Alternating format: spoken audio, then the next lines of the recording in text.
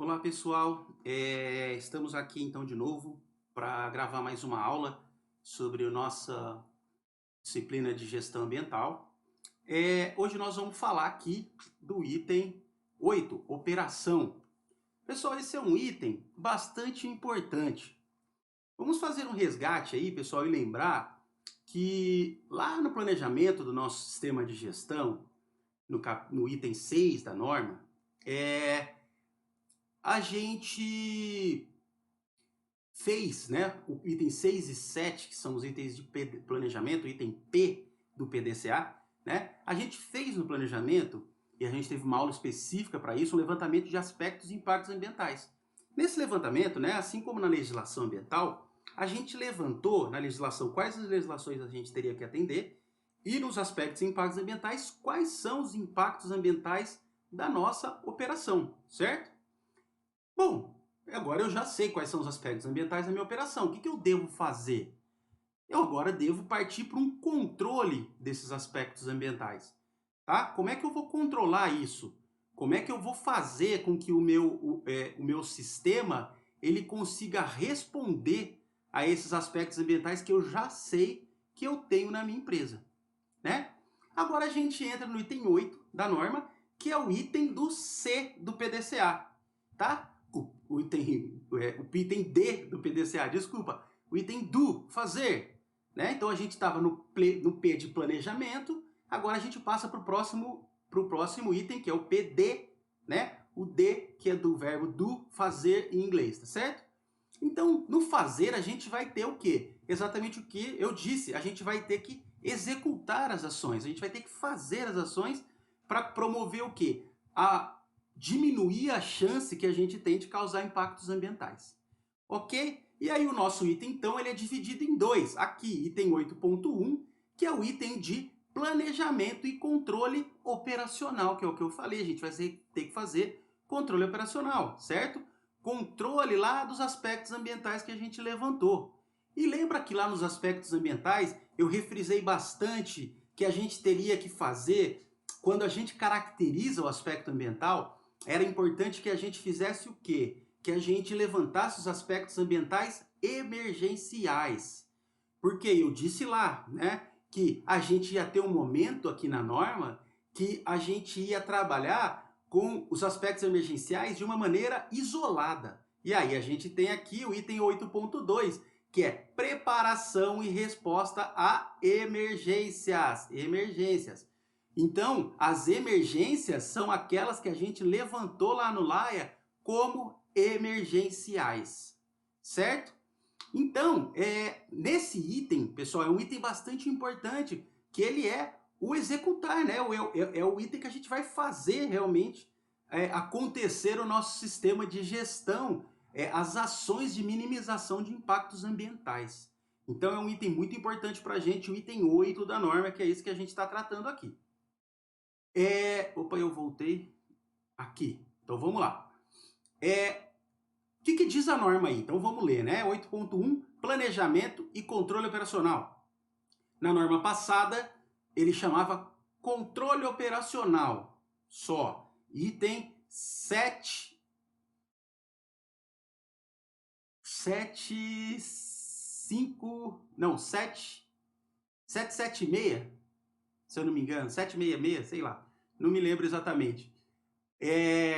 O que acontece? A organização deve planejar, implementar e controlar os processos para atendimento aos requisitos do sistema de gestão ambiental e implementar as ações determinantes em 6.1 e 6.2, que a ele já está voltando, né? A organização deve planejar e implementar os controles e processo das operações para atendimento dos requisitos do sistema de gestão que a gente viu em 6.1 e 6.2 lá em planejamento, que é exatamente a parte de aspectos ambientais. Então esse é o link. Levantei aspectos ambientais lá no planejamento, agora eu vou tomar ações para minimizar esses aspectos, ok? Para não deixar que esses aspectos se tornem impactos que a gente viu lá atrás. Através do estabelecimento de critérios para os processos. O que seriam os critérios, pessoal? A gente vai estabelecer critérios e criar, possivelmente, procedimentos.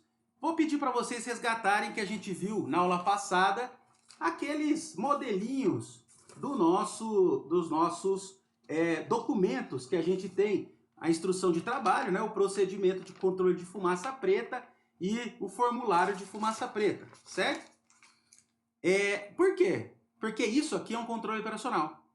Como é que eu vou monitorar, né? Se eu estabeleci no meu Laia que eu tenho muito caminhão que entra na minha empresa, se eu tenho gerador de energia a diesel, por exemplo, e tudo isso gera fumaça, e essa fumaça pode estar desregulada, por exemplo, né, o motor, e está gerando fumaça preta, que é uma fumaça contaminante, com particulado, principalmente fuligem. Então, como é que eu vou fazer para minimizar esse aspecto ambiental? Bom, eu vou fazer um controle operacional. Por isso que o nome desse item é aqui, ó, controle operacional. Eu vou controlar esse aspecto. E como eu vou controlar esse aspecto? Eu vou criar então um procedimento para mim monitorar esse aspecto ambiental, certo? E aí como é que eu crio? Uma instrução de trabalho. Eu levantei lá que fumaça preta é um aspecto ambiental do meu sistema de gestão. O que eu faço? Instrução de trabalho, monitoramento de fumaça preta. Isso é suficiente? Bom, para o que acontece, eu estou fazendo o quê? Verificando todo, não precisa ser todo, tá, pessoal? Mas, eu pego amostralmente, por exemplo, 3 caminhões por dia que entram na minha empresa e faço monitoramento de fumaça preta. E como eu falei na aula passada, não foi aprovado, não entra na fábrica, ou entra a primeira vez e toma uma advertência, aí eu crio, estabeleço a forma que eu quero. Tá? Inclusive, a frequência de monitoramento, eu não preciso ser todos os caminhões, todos os carros. Por exemplo, eu posso falar que eu faço monitoramento do meu gerador de energia, a diesel, por exemplo, uma vez por mês, ou uma vez a cada 3 meses, né? E caminhão, eu pego amostralmente. Eu tenho dezenas de exemplos da minha vida de que tinha lugar que a gente fazia amostralmente um caminhão por dia, tinha lugar que a gente fazia todos os caminhões. Tinha lugar que a gente determinava, por exemplo, alguns tipos. Ó, na primeira semana do mês, a gente só vai pegar caminhão que traz matéria-prima, que traz insumo para a empresa. Na segunda semana, a gente só vai pegar caminhão que leva produto pronto embora. Então, assim, uma semana é só caminhão que está entrando com matéria-prima. Na segunda semana é só caminhão que está saindo com produto. Né? E aí eu vou intercalando. Uma semana caminhão que está entrando com matéria-prima, na outra que está saindo com produto. Aí eu posso fazer todos os caminhões, eu posso fazer alguns. Bom, você que decide, tá? Isso é uma questão de decisão. Depois vocês leiam muito bem essa instrução de trabalho. Qualquer dúvida vocês me consultem. Mas o que eu quero exemplificar para vocês isso? Que ela é um controle operacional. Ela é um controle operacional. Isso aqui, ó, tá ajudando eu a resolver o meu sistema de gestão. Por quê? Eu garanto que aquele aspecto ambiental lá que estava no meu laia de fumaça preta, eu tenho uma ação sobre ele. Eu estou lá monitorando ele, vendo se o pessoal está entrando, se tem fumaça preta nos caminhões, nos geradores, aonde é que possa gerar fumaça preta, eu estou medindo, certo? Então isso é um controle operacional e é isso que a norma pede para a gente, controle operacional, ok? Da implementação de controles dos processos de acordo com critério e para prevenir desvios de política ambiental, objetivos ambientais e obrigações da conformidade ambiental. Tá? Isso é a razão pelo qual existe esse item. E continuando aqui, então, o item 8.1 vai dizer o que para a gente? A organização deve garantir que processos terceirizados sejam controlados ou influenciados. A gente já viu isso, né? Então, por exemplo, o que eu acabei de dizer, é uma empresa de logística que vem trazer matéria-prima. Ele é um processo meu? Não, né? Quem está operando isso é uma empresa terceirizada. Então, o que eu tenho aqui? Eu posso influenciar a empresa terceirizada que vai trazer matéria-prima para mim? Posso. E posso falar para ele, se seu caminhão tiver com fumaça preta, você não entra na minha fábrica. Isso é um processo de influenciar a cadeia? Sim, e por isso que ele está aqui. É isso que a norma pede para a gente. Não importa se é terceiro, se é efetivo, se é da empresa, se não é, se é visitante, tá? Não interessa, pessoal. Todo mundo que está dentro da empresa tem que fazer cumprir e tem que fazer o sistema de gestão ambiental funcionar.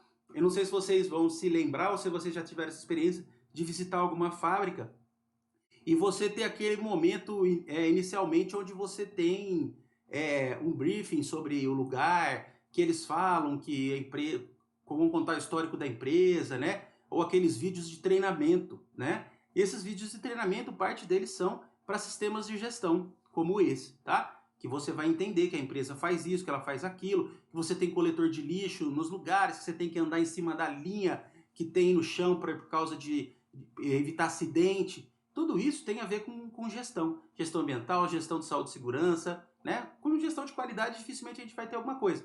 Mas com gestão ambiental e gestão de saúde e segurança do trabalho, a gente sempre tem, naquele momentozinho ali de treinamento, de boas-vindas, um vídeo institucional, qualquer coisa do tipo, que mostre essas coisas pra gente.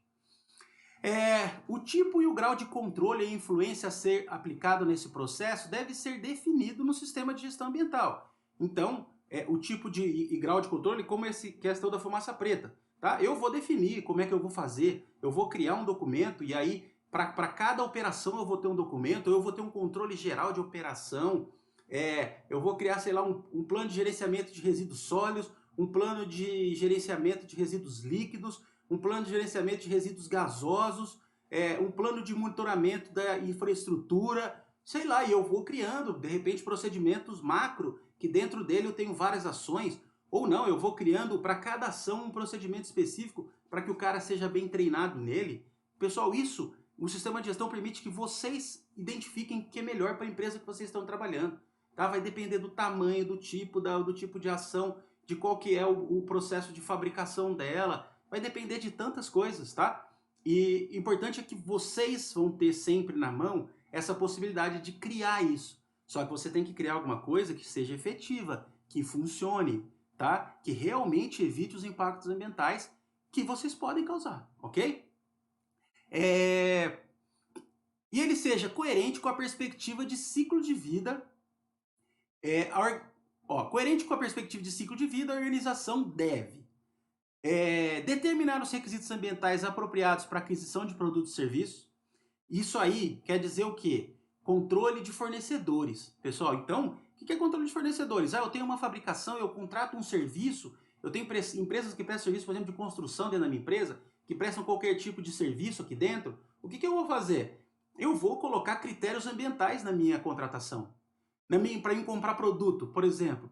Eu uso aqui, o pessoal da limpeza usa um produto para fazer limpeza aqui. Existe uma empresa nova que produziu um negócio que faz a mesma função, só que ele é um produto biodegradável, um produto que é muito mais fácil de ser tratado, né, por ser biodegradável em uma estação de tratamento de efluentes. O que eu vou fazer então? Como requisito ambiental aí para aquisição de produtos, eu vou colocar isso.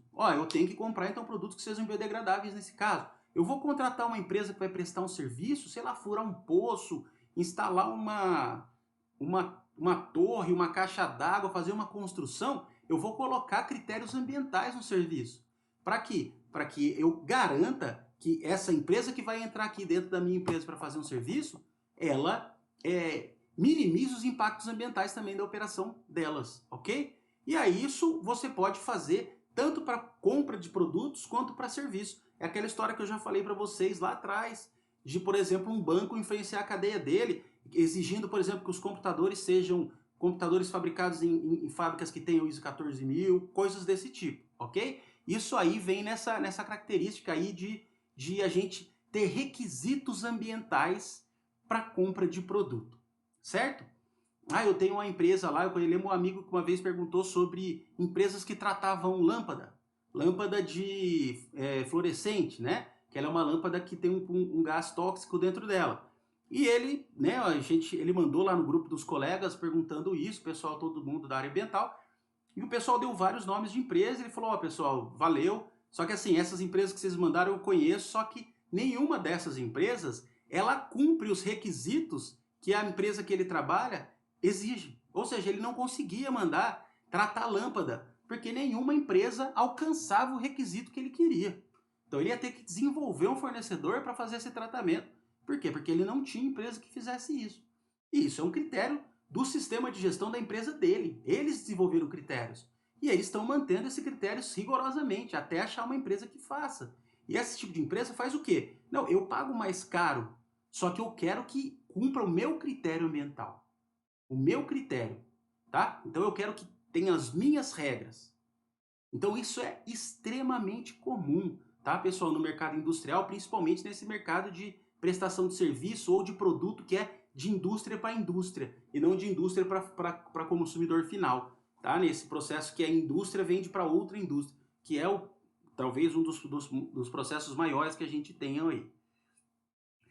Estabelecer controles para garantir que o requisito ambiental seja considerado no projeto para desenvolvimento, entrega, utilização e tratamento de produtos e serviços em fim de vida.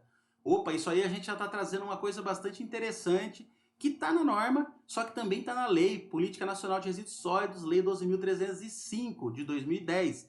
Que isso aqui é o que, pessoal? A gente tem que garantir que os requisitos ambientais eles sejam considerados, inclusive, no fim de vida do nosso produto. Então você tem lá, trabalha numa empresa que produz isso aqui, ó, um mouse, certo? O que ele tem que pensar? Quando esse mouse aqui, eu não quiser mais usar esse mouse, como é que eu faço para descartar ele? É isso que ele está perguntando aí pra gente, né? Falando pra gente que a gente tem que considerar nos nossos projetos ambientais o fim da vida desse produto aqui. Por isso que lá no começo, aqui em cima, ele vai escrever, ó, perspectiva do ciclo de vida do produto.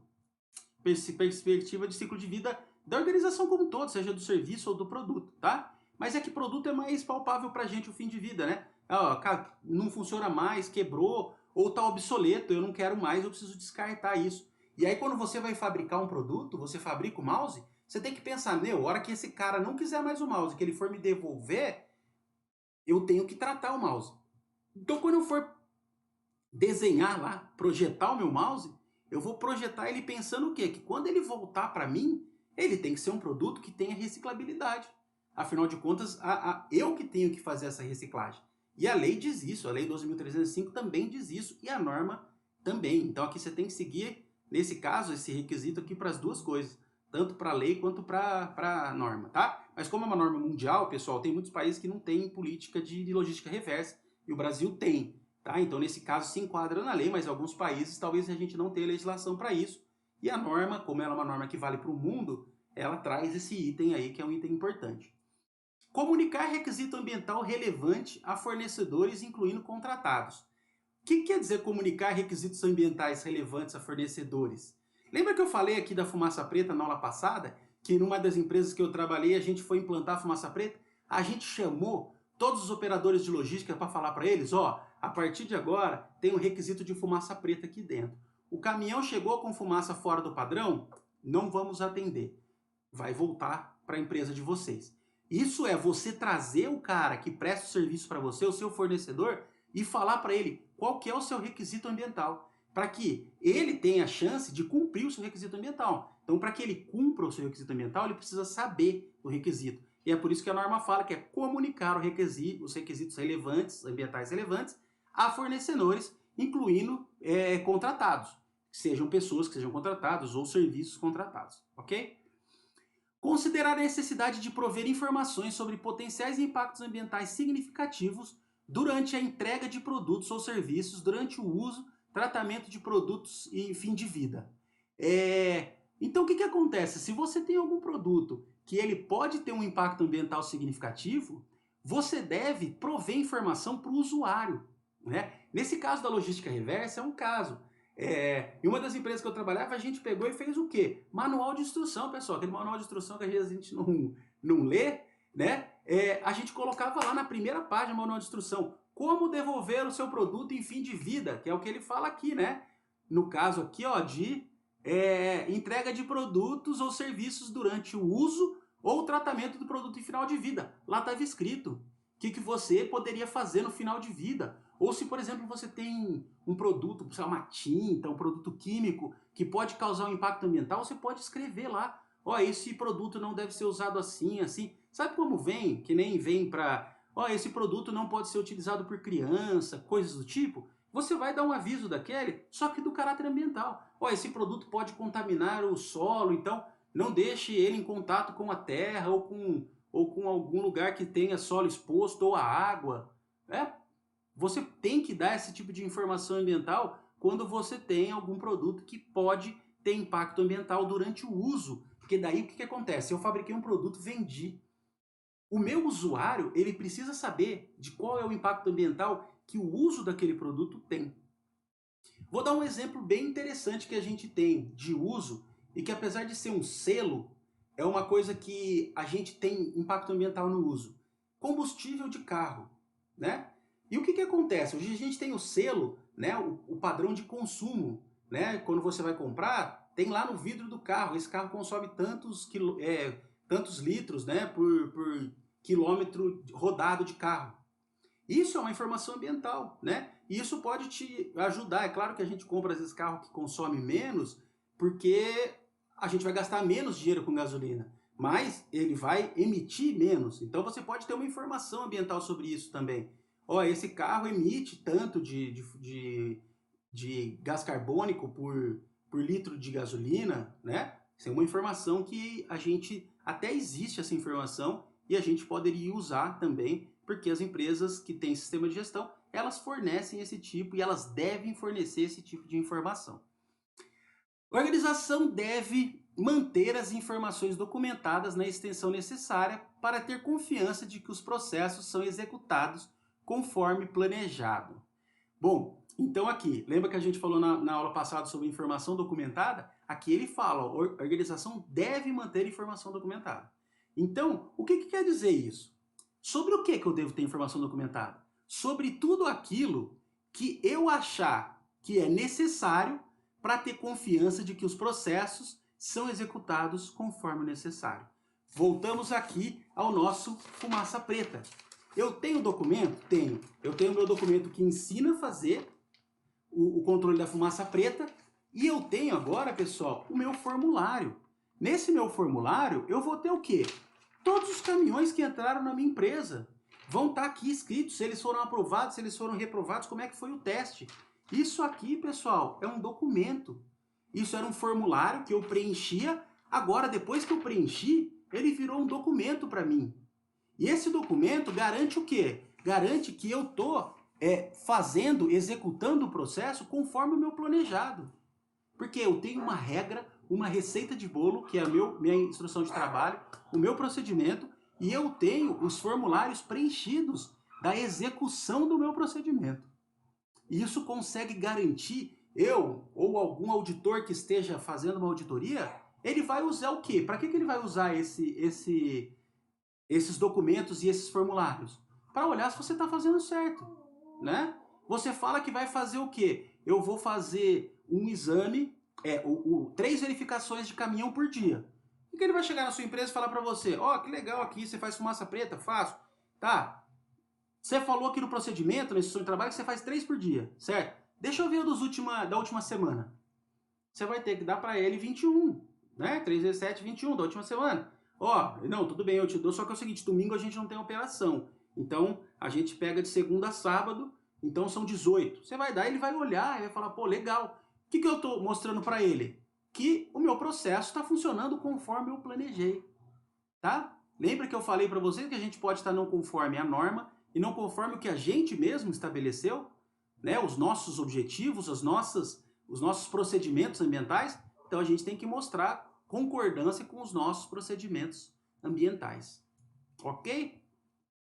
Então vamos para item 8.2. Ele é muito semelhante ao item 1, tá? Só que o que a gente vai tratar aqui? Em vez da gente pegar lá no LAIA os aspectos ambientais todos, a gente só vai pegar aqueles que têm emergência. Aqueles que têm emergência, pessoal, não precisam estar aqui em 8.1 não, porque eles vão ser tratados aqui em 8.2. Só que eu tenho algumas especificidades do 8.2 que a gente vai ver agora. A organização deve estabelecer e implementar um procedimento específico, ó. Então ela deve implementar um procedimento específico. Ele não fala aqui, por enquanto, que eu tenho que ter um procedimento escrito específico. Só que, pessoal, procedimento de emergência é aquilo assim, vai tocar sirene, as pessoas vão sair da fábrica, vai vir o pessoal da brigada. Meu, isso é importantíssimo que você tenha um roteiro estabelecido de como que é o procedimento. Porque dificilmente você vai conseguir fazer com que as pessoas decorem o procedimento. Então é um procedimento que é muito importante você ter escrito. E você tem que ter ele escrito, você tem que estabelecer essa regra para todos as emergências ambientais que você tiver na sua empresa. O que quer dizer para todas as emergências ambientais? Tudo aquilo que você levantou, tá? Lá no seu LAIA, como impacto ambiental emergencial.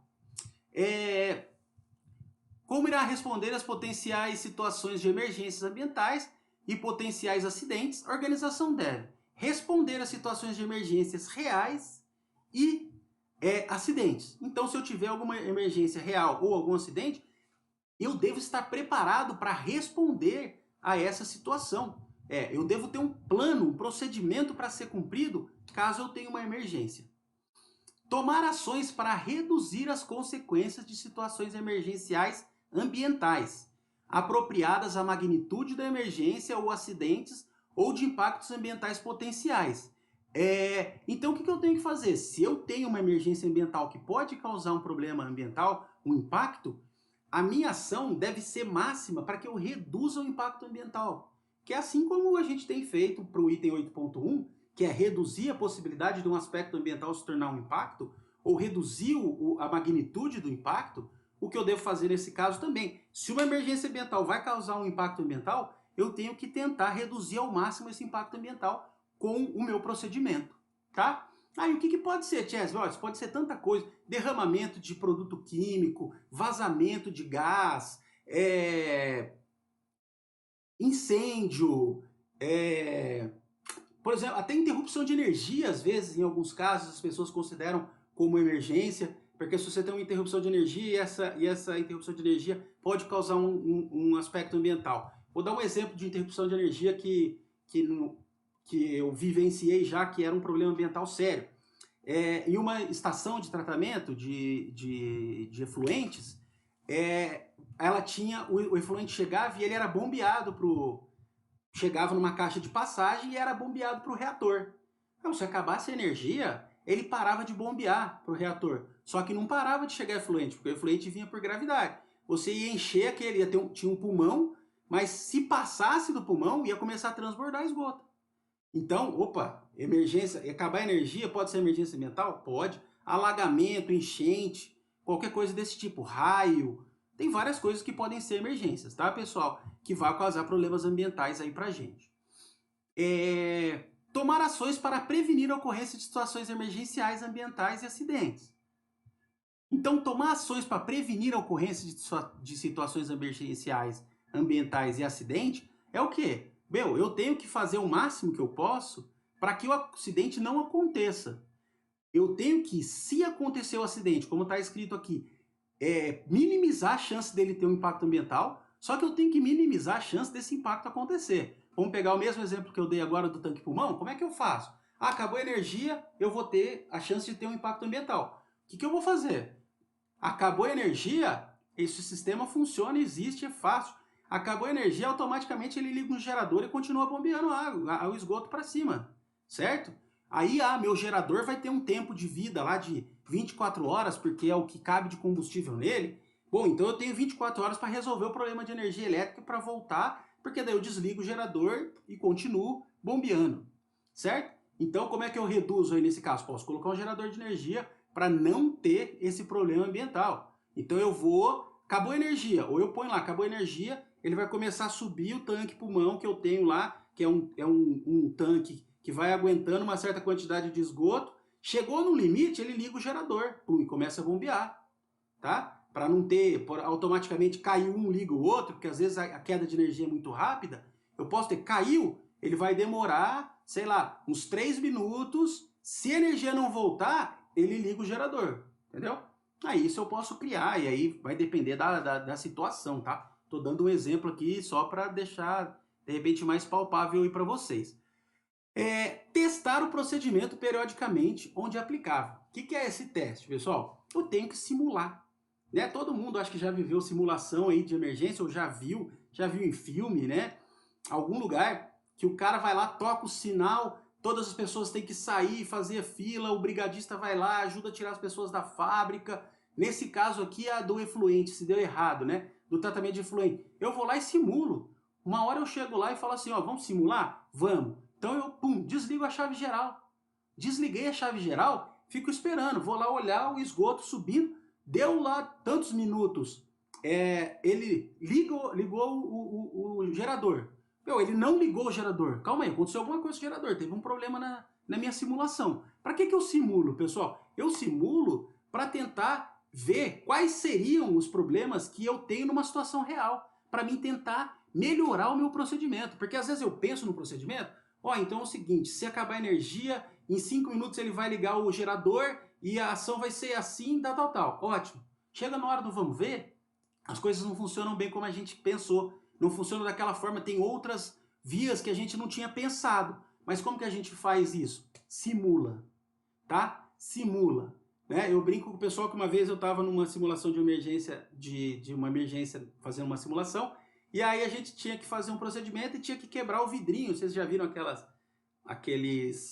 linhas, né, de emergência, que são as linhas vermelhas, normalmente passam dentro das fábricas, e tinha lá aquele quadradinho que tem uma campainha, né, que é a campainha para disparar o alarme, e tem um vidrinho e um martelinho pendurado, né? Aquele martelinho para você quebrar o vidro sem se cortar, né, ou plástico, né, que tem ali, você quebra e aí aperta a sirene.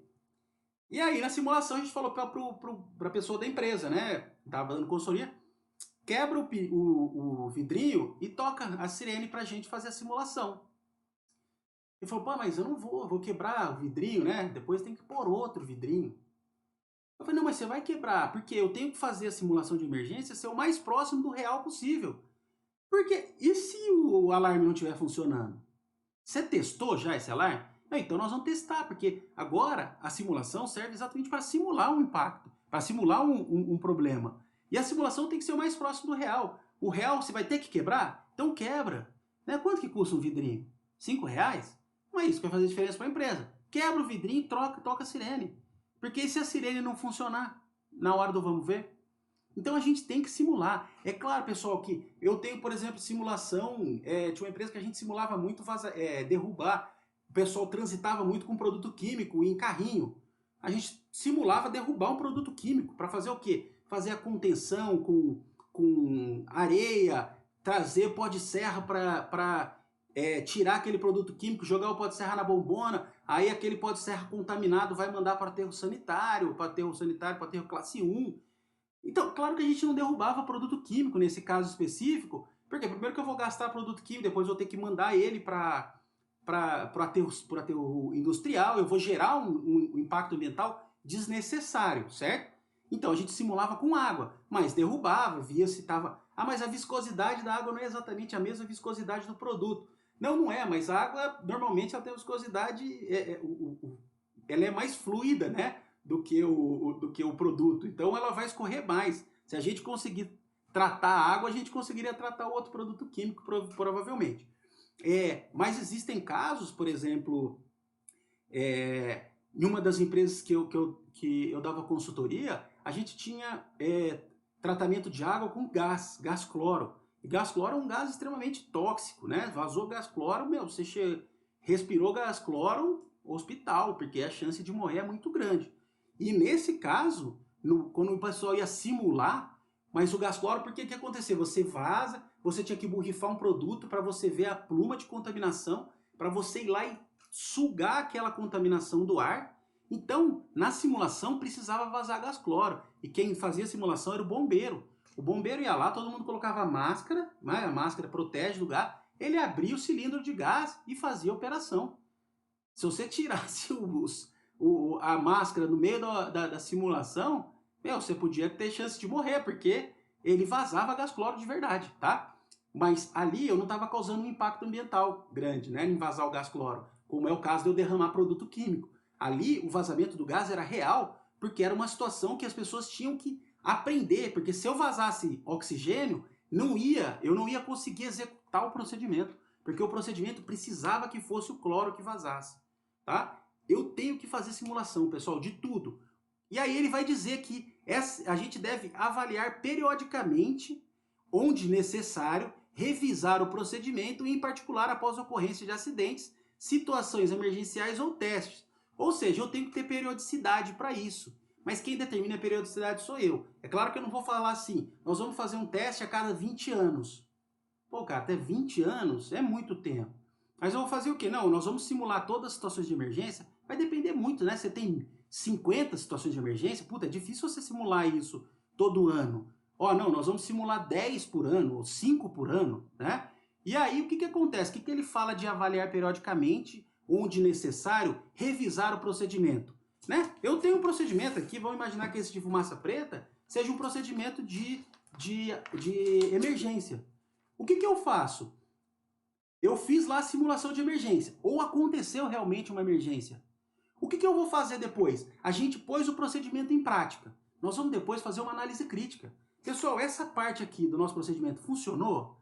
Ó, isso aqui realmente funcionou, mas dá para ser melhor. Se a gente fizesse de tal forma, a gente conseguiria agir mais rápido. Ou se fizesse de tal forma, a gente conseguiria ser mais eficiente. O que que eu vou fazer? Eu vou atualizar esse documento aqui. Eu vou atualizar o meu documento de emergências para tornar esse documento de emergências melhor. É por isso que ele fala, então, avaliar periodicamente, onde necessário revisar o procedimento, em particular após a ocorrência de um acidente, de uma situação de emergência real ou de um teste. Então eu vou usar os testes, as emergências reais, né, as situações de emergência e os acidentes para melhorar o meu procedimento, para ir melhorando o meu procedimento para que ele fique cada vez mais efetivo. Certo? Então, pessoal, no item 8 é isso que a gente vai fazer, executar.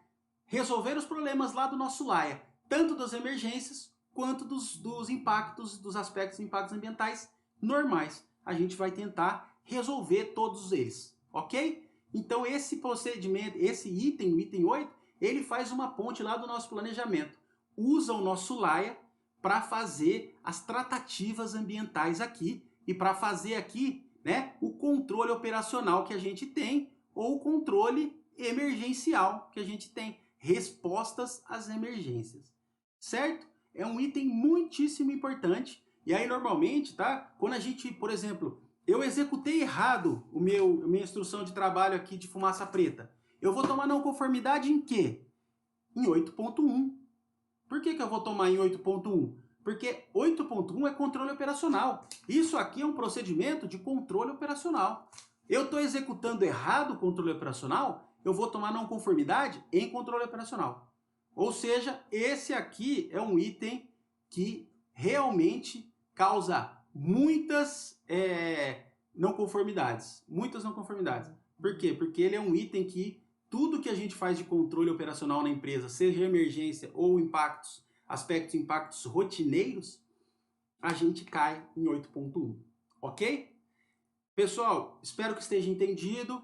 Lembrando que esse procedimento de fumaça preta e o formulário e a instrução de trabalho, né, o procedimento sim escrito, estão no meu site, só procurar no Google Sites Rafael Chiesi, ou no Moodle para os alunos aqui do curso. Estão lá no Moodle também disponível para vocês, tá bom? Qualquer dúvida vocês me enviem. Então esse foi o item 8 da norma. Até a próxima, pessoal. Um abraço.